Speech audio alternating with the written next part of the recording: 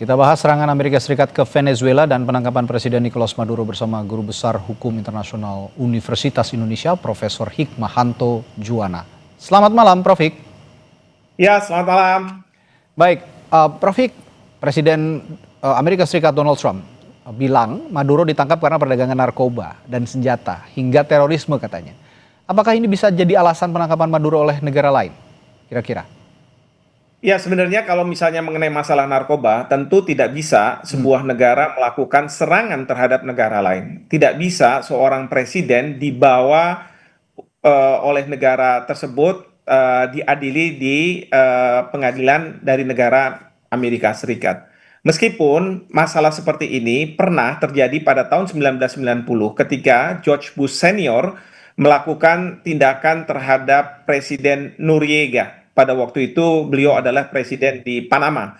Masalahnya sama, berkaitan dengan masalah narkoba, lalu kemudian dibawa ke pengadilan di Miami. Kali ini Maduro dibawa ke pengadilan di New York. Sebenarnya hal seperti ini tidak bisa dibenarkan.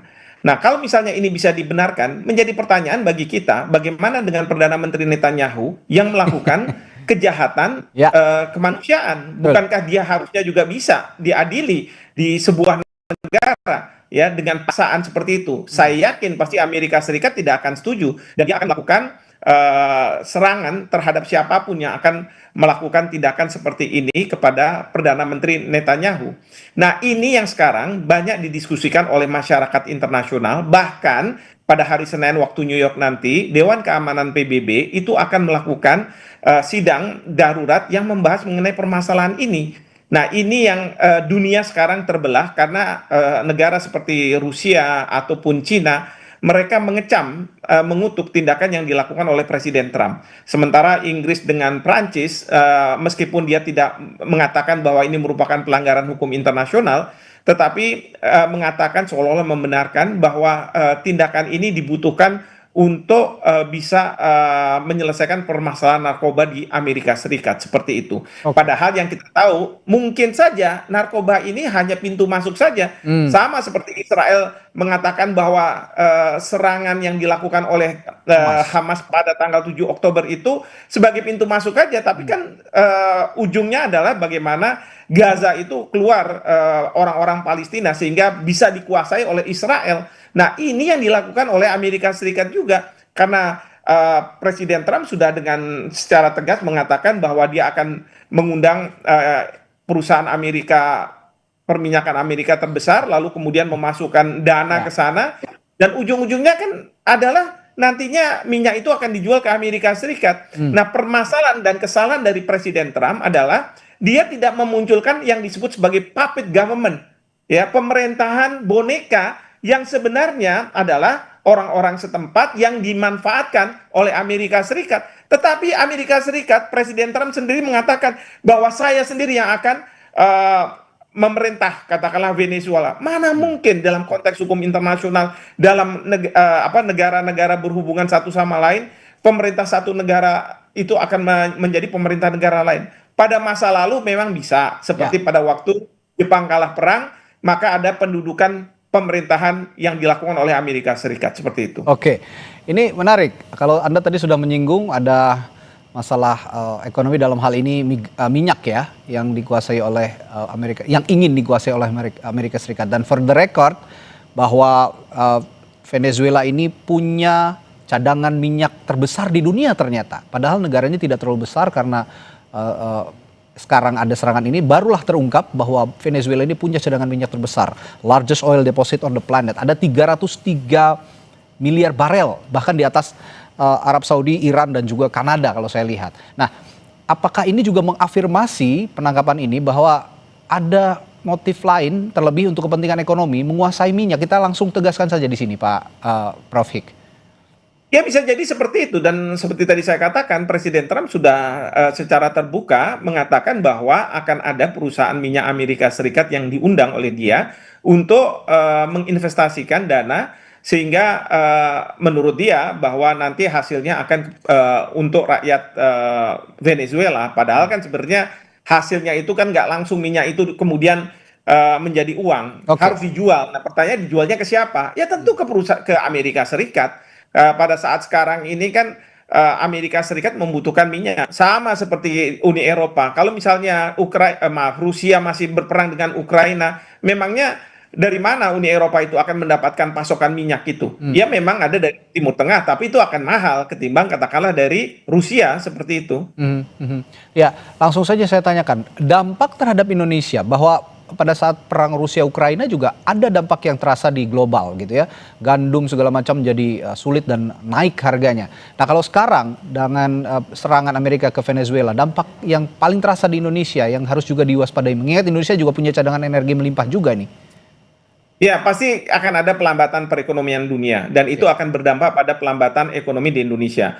Kedua, tentu mengenai masalah pasokan migas. Kalau misalnya pemerintah tidak berani membeli dari Rusia dengan harga yang murah karena diminta oleh negara-negara Uni Eropa menjaga moral dan lain sebagainya, maka kita akan membeli dari luar negeri dengan harga yang lebih mahal. Artinya apa? Pemerintah harus mensubsidi lebih besar lagi. Karena kita tahu bahwa banyak BBM yang mengalir ke rakyat, terutama bagi mereka kelas menengah ke bawah, itu adalah subsidi. Jadi pemerintah akan membayar lebih besar lagi. Nah, kita tidak tahu APBN kita apakah mampu atau tidak melakukan ini. Dan kemudian juga yang penting juga adalah bagaimana peluang untuk membuka lapangan pekerjaan di tengah-tengah kondisi geopolitik yang seperti ini.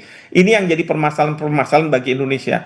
Saya setuju dengan sikap pemerintah yang mengatakan bahwa dia tidak akan mengutuk Amerika Serikat, tapi juga tidak membenarkan Amerika Serikat. Indonesia minta untuk dilakukan deeskalasi terhadap perang ini, dan ini sesuai dengan pasal 2 ayat 3 Piagam PBB yang mengatakan kalau ada sengketa di antara para pihak maka harus diselesaikan secara damai. Dan di sini Bapak Presiden yang selalu mengatakan bahwa kita harus hadir di dalam masalah-masalah internasional ini bisa menjadi peace broker, dan ini pentingnya. Jadi jangan buru-buru kita mengutuk atau misalnya membenarkan tindakan yang dilakukan oleh Amerika Serikat, tetapi posisi kita harus sesuai dengan kebijakan luar negeri yang bebas aktif, yaitu merujuk pada pasal 2 ayat 3 Piagam PBB. Demikian. Oke, posisi Indonesia sejauh ini di tengah begitu. Tapi saya ingin juga melihat posisi Rusia dan juga Tiongkok yang saat ini sudah menyatakan protes atas serangan Amerika Serikat ke Venezuela. Nah, kalau melihat posisi Rusia dan Tiongkok, penangkapan Maduro dan serangan ke Venezuela, apakah ini juga akan punya dampak negara-negara seperti Rusia dan Tiongkok ini ke Indonesia, Prof? Ya, kalau misalnya mempunyai dampak ke Indonesia pasti ada. Tetapi ingat, dunia pada saat sekarang ini termasuk negara-negara yang berkonflik membutuhkan negara yang tidak berpihak kemana-mana, tetapi dia banyak inisiatif untuk melakukan penyelesaian damai. Nah, inilah pentingnya Indonesia, kita ada di situ. Jadi kalau misalnya semua berpihak, lalu siapa yang akan melakukan proses peace broker ini? Kan tidak ada. Nah, disinilah pentingnya Indonesia. Oke, terakhir Prof Hik, kalau melihat kondisi seperti ini, suatu situasi seperti ini, konsekuensi yang kira-kira akan dirasakan atau akan diterima Amerika Serikat kira-kira apa dari global? Yang pertama adalah selama ini yang Amerika Serikat selalu dengung-dengungan bahwa kita harus tunduk pada hukum internasional dan sebagainya, udahlah itu nggak usah didengar lagi. Saya paling benci kalau misalnya rakyat kita, pemerintah kita, pejabat kita mengagung-agungkan Amerika Serikat, kampiun ini, kampiun itu. Tidak ada lagi. Satu itu. Yang kedua adalah Amerika Serikat sekarang ini pada posisi yang sebenarnya bisa membuka perang dunia ketiga. Karena apa? Karena negara seperti Rusia, Cina, mereka juga khawatir jangan-jangan Amerika Serikat akan melakukan hal yang sama terhadap Taiwan, terhadap Cina nih. Jangan-jangan Amerika Serikat melakukan hal yang sama terhadap Ukraina. Jadi mereka-mereka ini akan bersikap tegas.